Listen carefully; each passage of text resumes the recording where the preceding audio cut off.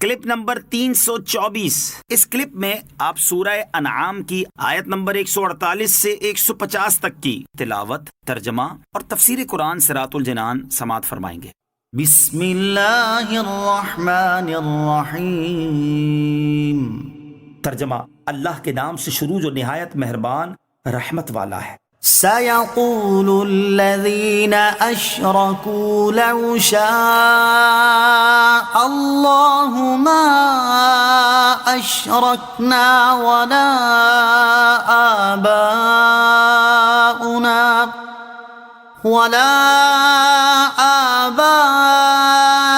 آباؤنا ولا حرمنا من شيء كذلك كذب الذين من قبلهم حتى ذاقوا بأسنا قل هل عندكم من علم فتخرجوه لنا إن تتبعون إلا الظن وإن أنتم إلا تخرصون۔ ترجمہ: اب مشرک کہیں گے کہ اگر اللہ چاہتا تو نہ ہم شرک کرتے اور نہ ہمارے باپ دادا اور نہ ہم کسی چیز کو حرام قرار دیتے۔ ان سے پہلے لوگوں نے بھی ایسے ہی جھٹلایا تھا یہاں تک کہ ہمارا عذاب چکھا۔ تم فرماؤ کہ تمہارے پاس کوئی علم ہے تو اسے ہمارے لیے نکالو، تم تو صرف جھوٹے خیال کے پیروکار ہو اور تم یوں ہی غلط اندازے لگا رہے ہو۔ سيقول الذين أشركوا، اب مشرک کہیں گے۔ اس میں غیبی خبر ہے کہ مشرک جو آئندہ کہنے والے تھے اس سے پہلے ہی خبردار کر دیا۔ مشرکین پر جب حجت تمام ہو گئی اور ان سے کوئی دلیل نہ بن پڑی تو کہنے لگے اگر اللہ عز و جل چاہتا تو نہ ہم شرک کرتے اور نہ ہمارے باپ دادا اور نہ ہی ہم کسی چیز بحیرہ و صائبہ وغیرہ کو حرام قرار دیتے۔ ہم نے جو کچھ کیا اور کرتے ہیں یہ سب اللہ عز و جل کی مرضی سے ہوا، یہ اس کی دلیل ہے کہ وہ اس سے راضی ہے۔ اللہ تعالیٰ نے اس کا رد اس طرح فرمایا کہ اگر تمہاری یہ بات درست ہوتی کہ تمہارا شرک اور حلال کو حرام اور حرام کو حلال کہنے کا یہ رواج سب اللہ عز و جل کی رضا و خوشی سے ہے تو ہونا یوں چاہیے تھا کہ ایسے لوگوں پر اللہ تعالیٰ کا لطف و عنایت اور بڑی کرم نوازیاں ہوتی۔ حالانکہ تم سے پہلے جن لوگوں نے اس گمراہی کو اپنایا تو ان پر اللہ عز و جل کا غضب نازل ہوا اور انہیں بعد والوں کے لیے نشان عبرت بنا دیا گیا۔ اب تم خود غور کرو کہ ایسی سنگین سزا مجرم اور نافرمان لوگوں کو دی جاتی ہے یا اطاعت گزار اور فرما بردار افراد کو۔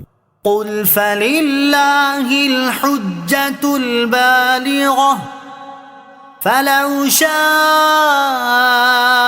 لہداکم اجمعین۔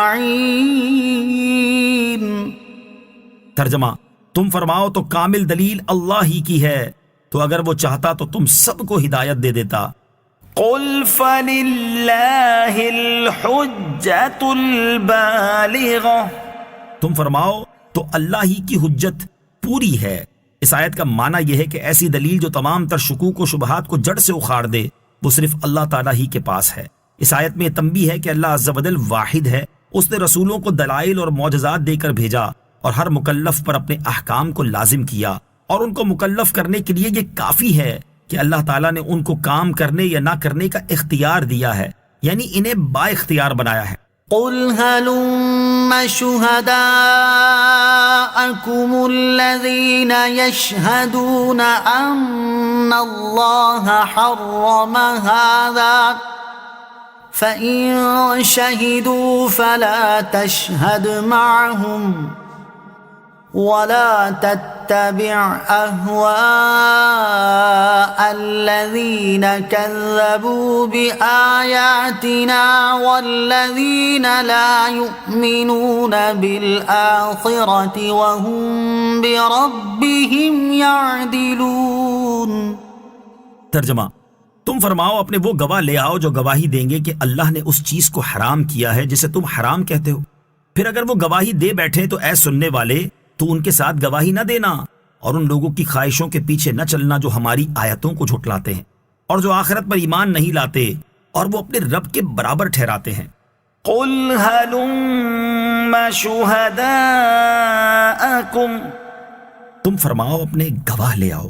جب اللہ تعالیٰ نے کفار کی تمام حجتیں باطل فرما دی تو اب بیان فرمایا کہ ان کے پاس اپنی بات پر کوئی گواہ بھی نہیں۔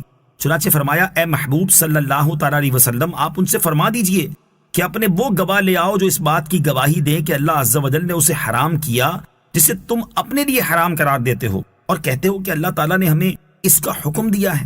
یہ گواہی اس لیے طلب کی گئی کہ ظاہر ہو جائے کہ کفار کے پاس کوئی شاہد نہیں ہے اور جو وہ کہتے ہیں وہ ان کی اپنی تراشیدہ باتیں ہیں۔